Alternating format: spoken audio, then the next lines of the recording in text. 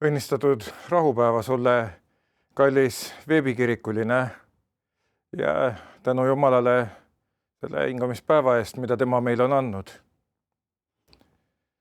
Ja kuuleme nüüd Jumala sõna, mida ta on kirja lasknud panna apostel Johannese käe läbi, siis Johannese evangeeliumist 20. peatükist 19. kuni 31. salmini. Kui nüüd sel samal nädala esimesel päeval oli õhtuaeg ja seal, kuhu jüngrid olid kogunenud, olid uksed lukus, sest nad kartsid juute, tuli Jeesus, jäi seisma nende keskele ja ütles neile, rahu teile. Kui ta seda oli öelnud, näitas ta neile oma käsi ja külge. Siis said jüngrid rõõmsaks issandat nähes. Jeesus ütles nüüd neile taas, rahu teile.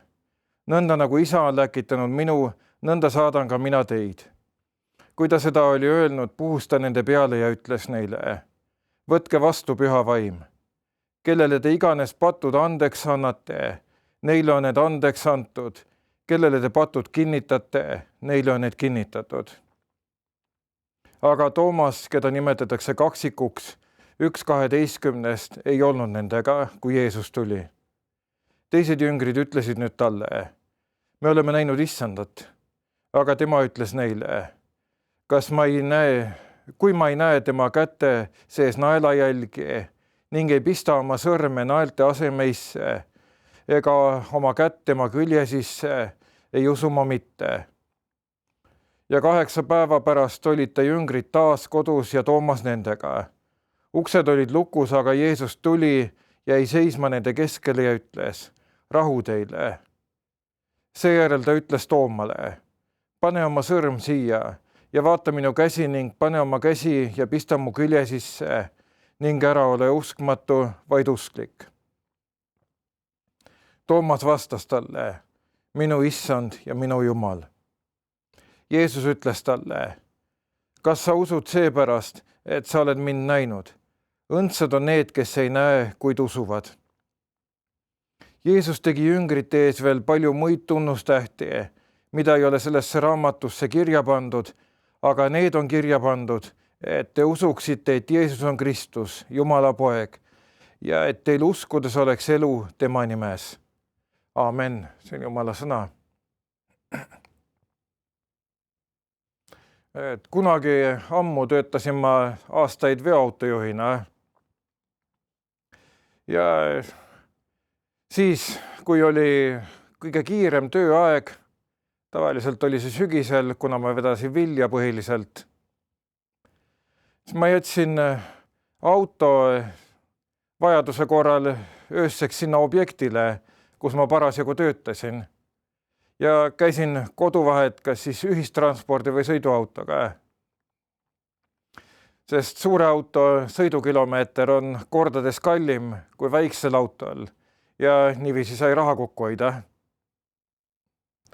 Ühel ilusal varasügisesel hommikul umbes kella 6 ajal sõitsin ma jälle bussiga siis tööle.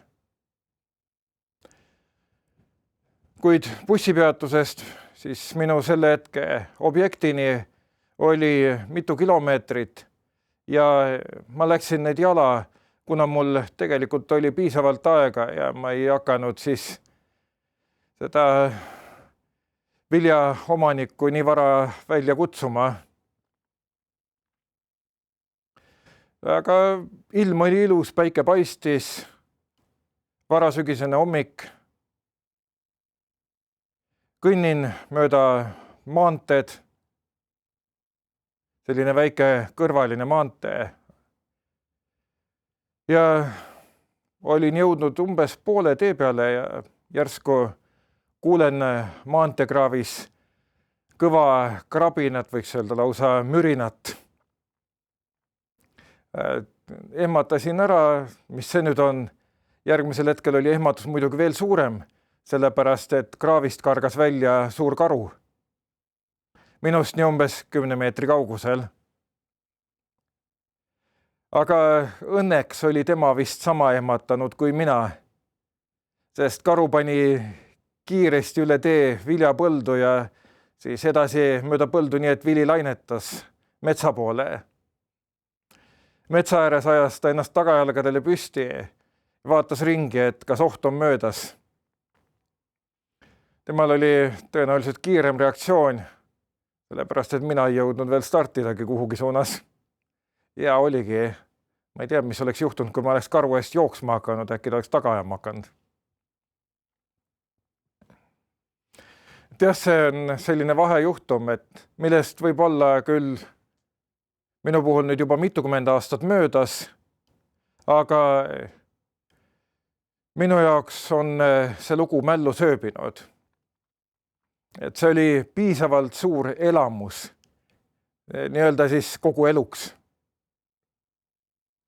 Ja alati, kui nüüd hiljem on olnud metsloomadest juttu, eriti just karudest, tuleb mul see oma kogemus meelde ja tuleb tahtmine nüüd pajatada oma lugu siis. Sest see oli ju minu elu esimene kohtumine karuga vabas looduses ja nii lähedalt. Ja ma olen hiljem ka paar korda looduses karu näinud, aga need kohtumised on olnud palju suurema distantsi pealt, autost, läbi autoakna. Et need ei ole üldsegi nagu see. Need on palju tagasihoidlikumad olnud. Tänase jutluse evangeeliumi tekstis räägitakse rõõmust, mis sai jüngritel osaks, kui nad ülesäratatud Jeesusega kohtusid. Nad olid hirmunud. Nad leinasid oma õpetaja ülekohtust surma. Kuid mida edasi, seda segasemaks jüngrite jaoks mingist hetkest peale lugu läks. Esmalt, et kuigi roomlaste valvesalk pidi garanteerima, et Jeesuse ihu oleks hauas, et see püsiks tõesti seal, siis sellest kõigest hoolimata Jeesuse ihu oli hauast järsku kadunud. Ja järgnevalt kuulsid nad nii-öelda omade käest väiteid, et üks või teine nendest olla Jeesust juba elavana näinud. Samal ajal teine pool, ehk siis Rooma sõdurid ja võimalik, et ka need, kes sõdureile maksid, levitasid kuuldust, väärinformatsiooni, et jüngrid olla Jeesuse surnukeha hauast ära varastanud. Siis neid jüngrid, kes hirmunult istusid ülemises toas ja ei julgenud mõeldagi selle peale, et nüüd midagi ette võtta.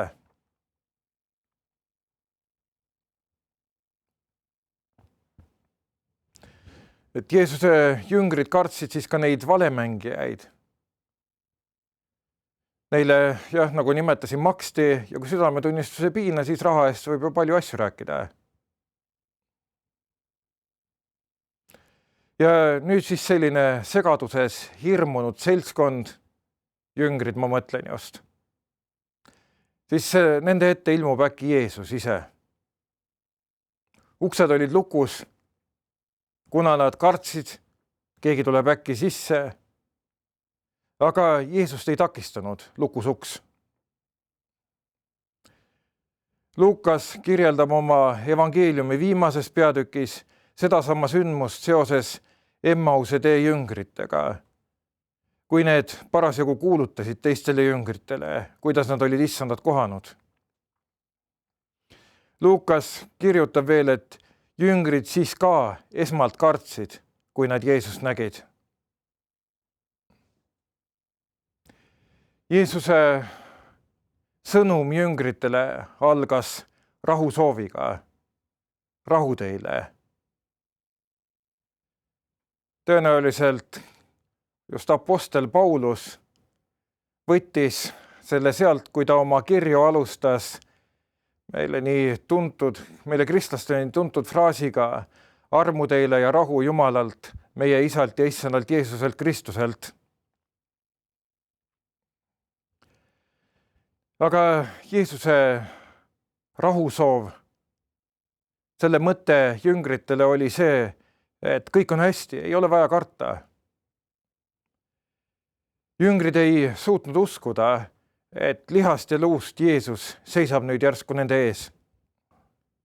Sest nende viimane nägemine Jeesusest oli kellele kas ristile viidav Jeesus, kellele siis juba risti löödud Jeesus, kes siis oli ka Jeesuse juures pärast tema surma. Aga jah, see oligi kõik. Nad ei olnud üles ärganud Jeesust näinud veel. Ja nüüd oli see sündmus toimunud, Jeesus oli ellu ärganud ja seisis jüngrite ees. Ja arusaadav, et nad ei uskunud. Sellepärast, et ma ei tea, kas sina usuksid, kui mõni sinu kallis surnud lähedane tuleks järsku mõni päev pärast surma sinu juurde ja ütleks, et rahu teile. Jah, sa nimetaksid seda tõenäoliselt kurjaks vaimuks, sellepärast, et kui inimene on surnud, siis ta ei tea midagi. Jah, see on, kui inimene on surnud. Aga kui Jumal on surnud, siis äratatakse ta üles. Äratati üles, nii nagu ka meid inimesi ükskord äratatakse. Jeesus pidi jüngritele oma haavade näitamisega tõestama, et ta tõesti on tema.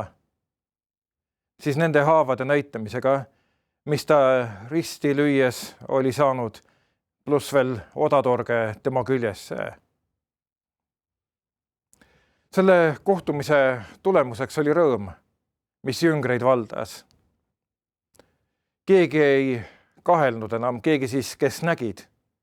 Toomast ei olnud kohal ja tema ei uskunud endiselt. Pärast oma haavade näitamist kordas Jeesus rahusoovi uuesti.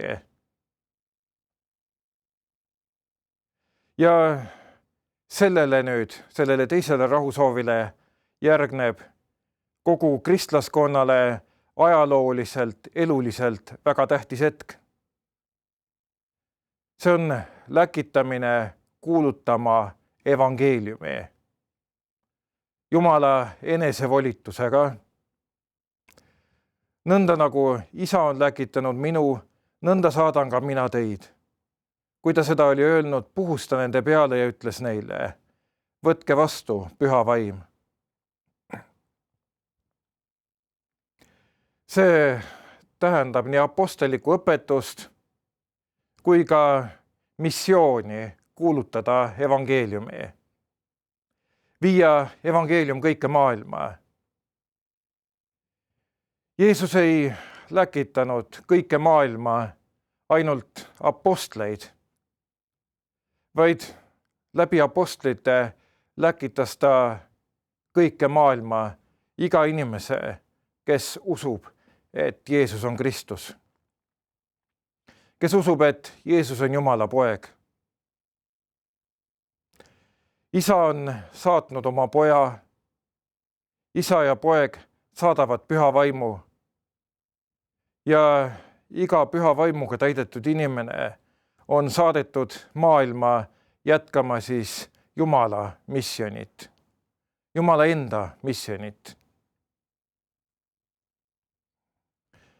See on järjepidevus tegelikult, mille edasikandmine on iga ristiinimese ülesanne. Meie koguduse, ka ülemaailmse kiriku olemasolemise mõte, huvi pole nüüd lihtsalt olla. Organisatsioon ei eksisteeri iseenese pärast. Et ja me oleme adventistid, me hoiame, et me ei saaksid maa pealt otsa. et me eksisteeriks edasi, see ei ole meie ülesanne. Kiriku olemasolu mõte ja eesmärk on just Jeesuse sõnades, nagu see on kirjutatud tänases evangeeliumi tekstis. Nõnda nagu Isa on läkitanud minu, nõnda saadan ka mina teid.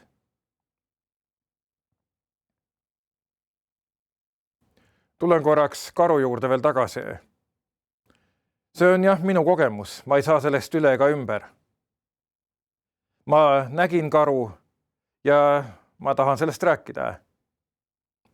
Kuigi jah, see ei anna sulle midagi muud, kui lihtsalt kas huvitava või äkki ebahuvitava informatsiooni, kuidas minul see kohtumine oli, millist karu ma nägin, kuigi ega ma ei seda ise mäletan, et pruun oli. Ja mäletan, et suur oli, aga hirmul võisid ka suured silmad olla. Kes loomaaias on käinud, see on näinud karu palju rahulikumas olukorras. On näinud kindlasti nii suuri kui väikseid karusid. Palju põhjalikumalt saanud vaadelda, kui mina selle nagu väikse hetke jooksul loetud sekundite vältel.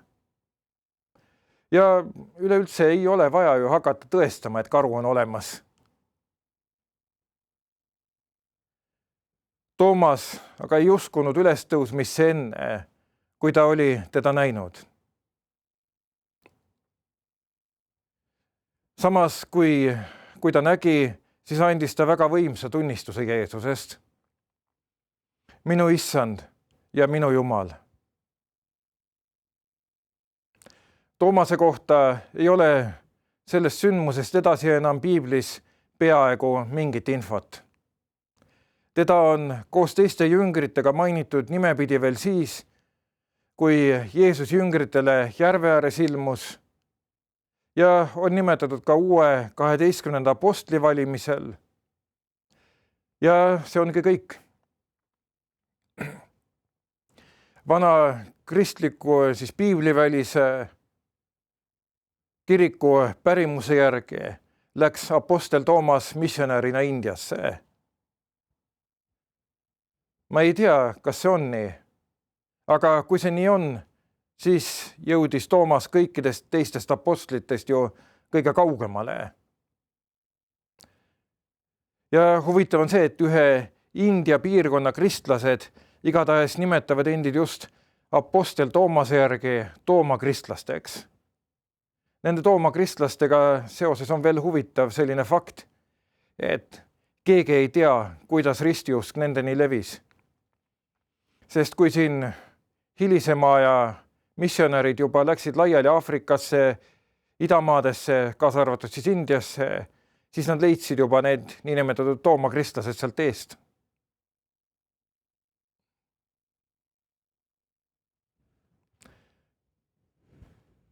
Toomas siis nägi ja uskus.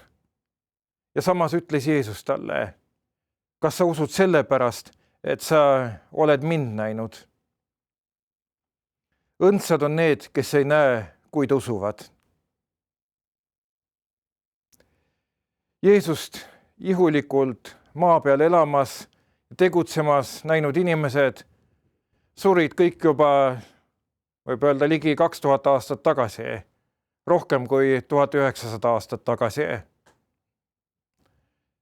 Ometi tänased ristiinimesed usuvad ikkagi Jeesusesse Kristusesse. Kuigi ei nüüd meie tänased inimesed ega ka meie vanemad, vanavanemad, keegi ei ole Jeesust siin maa peal ju elamas näinud. Aga meie kristlased, me usume Jeesusesse sellepärast, et nii on kirjutatud. Nii on kirja pannud need inimesed, kes nägid Jeesust. Ja me kristlased, me usume veel ka sellepärast Jeesusesse, et me oleme näinud ja näeme ka täna Jeesuse elu ja töö vilju. Paljudel on isiklik kogemus, mis kinnitab usku issandasse Jeesusesse. Ja ma usun, et siis tõesti see isiklik kogemus on tugevam kui minu karukogemus, et see tõesti on kogemus kogu eluks ja veel rohkemakski.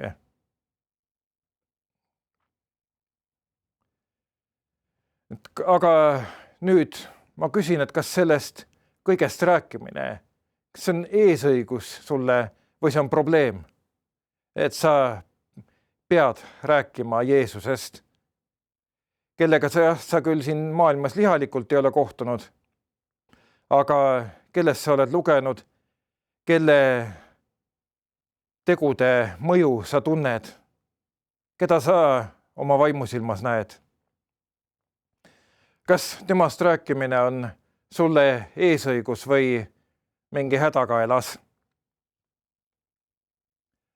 See minu kohtumine karuga, kuigi nüüd juba ammu juhtunud, see oli tegelikult ikkagi tore selline vahejuhtum. Ja see sööbis minu mällu ja ma hea meelega räägin sellest, ma võiks sellest teile veel pikalt rääkida. Ma arvan, et siin midagi uut ei tule, et see on võib-olla nüanssides laskumine ja asjade uuesti üle rääkimine. Aga sinu kogemus Jeesusega, ma loodan, et see on suurem kogemus ja et sa tahad sellest rohkem rääkida ja et sul tõesti on ka sellest rohkem rääkida. Jah, see kohtumine võib hirmutada, nagu mind hirmutas see karuga kohtumine, nagu Paulust hirmutas kohtumine Jeesusega Damaskuse teel. Aga see on elumuutev kogemus. Nii nagu ta muutis Pauluse elu, nii muudab ta ka sinu elu. Apostlite tegude raamatu 1. peatükis 8. salmis ütleb Jeesus apostlitele: Te saate väe pühalt vaimult, kes tuleb teie üle ja te peate olema minu tunnistajad Jeruusalemmas ja kogu Juuda ja Samaaria maal ning ilmamaa äärteni. Nii nagu apostlid said väe pühalt vaimult, nii on see täna igaühele antud. Jeesuse hingus, see on täna iga inimese peal, nii nagu Jumala hingus Aadama ninasse andis mullast valmistatud inimesele elu. Aga see on nüüd sinu valik, kuidas sa püha vaimu väega ümber käid, mille sümboliks siis Jeesus jüngrite peale puhus. Kas sa oled tööriist Jumala käes või tõrjud sa tema ära? Ja ma küsin nüüd lõpetuseks, kas tunnistus Jeesusest Kristusest on sinule tõesti kogemus, elamus kogu ülejäänud sinu eluks? Kas sa räägid üles tõusnud issandast igal ajal, kui vähegi võimaluse saad, suurima rõõmuga? Kas sa oled üles tõusnud issanda tunnistaja? Annaks issand, et sa tõesti seda oleksid. Õnnistatud rahupäeva jätku sulle. Aamen. Ja palvetame. Meie hea taevane Isa, me täname sind eesõiguse eest olla sinu tunnistajad. Me täname sind, et sina saatsid oma poja Jeesuse siia maailma, et need, kes elasid samal ajal siin, võisid temaga ihulikult kohtuda ja et nad on ka selle oma kogemuse vahendanud meile.